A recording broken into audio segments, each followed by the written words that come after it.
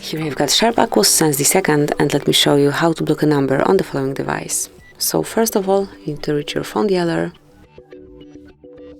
then tap on More icon, which is 3 dots 1 in the right upper corner, and then select Settings. Here you will notice Call Block In, so smoothly mark it, and by tapping on Add a Number you can smoothly enter the number that you want to block. So just enter here some number, just the one that you want to block, click on Yes, and from now on this contact will not be able to reach you, so you will not receive any calls or messages from this number.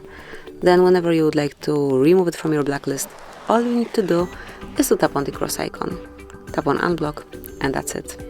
So basically that would be all. This is how you can smoothly and easily block some number, and also how you can remove contact from your blacklist.